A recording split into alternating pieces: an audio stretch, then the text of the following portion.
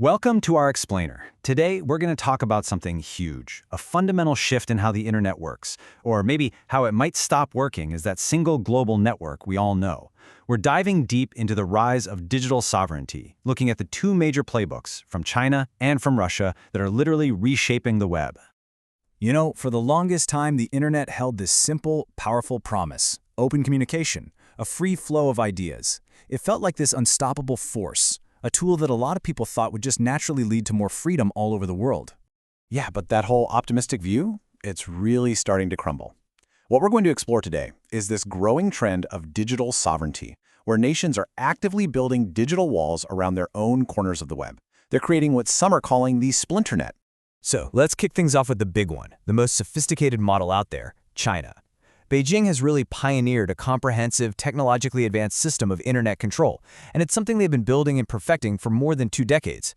At the absolute heart of China's strategy is what's known as the Great Firewall. It's this immense digital barricade, but don't think of it as just one thing. It's a massive combination of laws and tech, all designed to give the state complete control over what information flows inside its borders. So how does this thing actually work? Well, it's not one simple wall.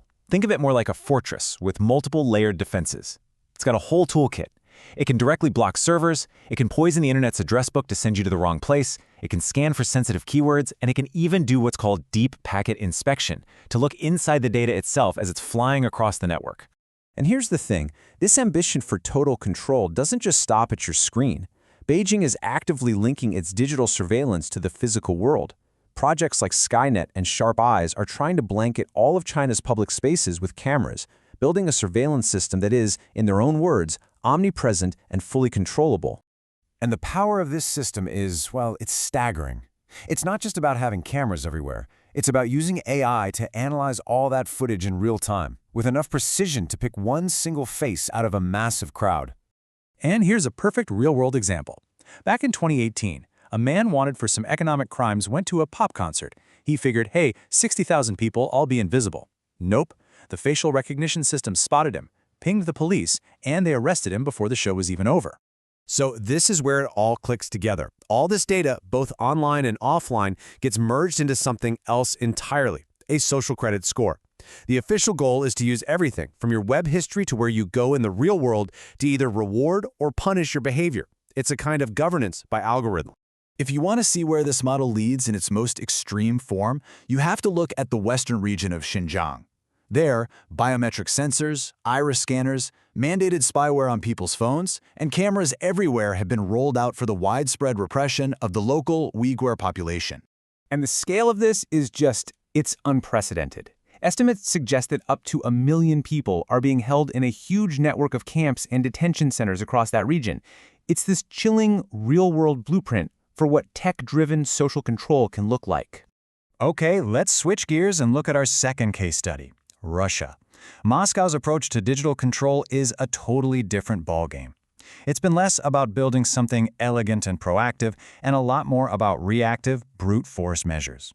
Right. So unlike China's sophisticated high-tech firewall, Russia's model is more like an ad hoc fortress. It relies less on fancy content filtering and way more on a tangled web of repressive laws, intimidating tech companies, and building direct backdoors right into the internet's plumbing.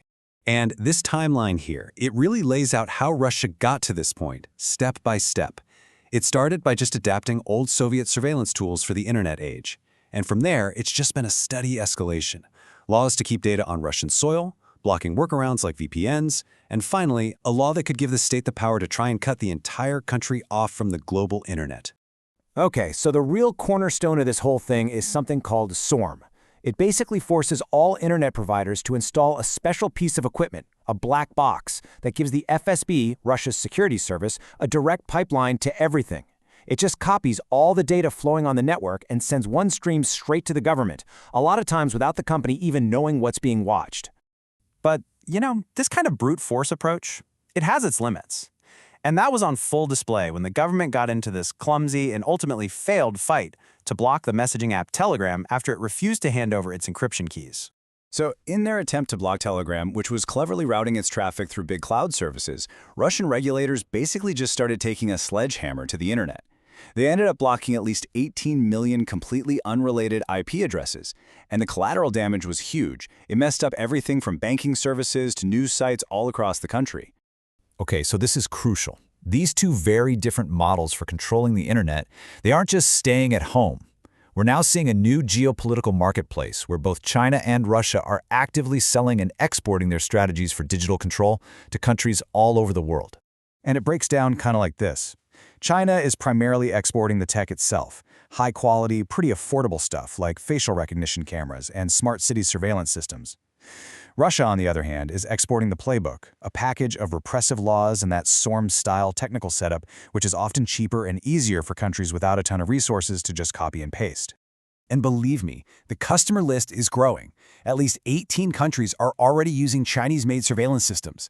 You see them in Malaysia and Singapore, all across Africa in places like Ethiopia and Zimbabwe, and over in Latin America with Venezuela and Ecuador. And it's the same story for Russia's model. It's been widely copied across former Soviet republics. Think Kazakhstan, Belarus, Kyrgyzstan. And that SORM-style surveillance tech is also popping up in markets in the Middle East and Latin America. So what does all this mean for the rest of us? Well, this trend of creating and now exporting these walled-off national internets is pushing the web toward a really critical crossroads. It's challenging the very idea of a single global network that we've all taken for granted.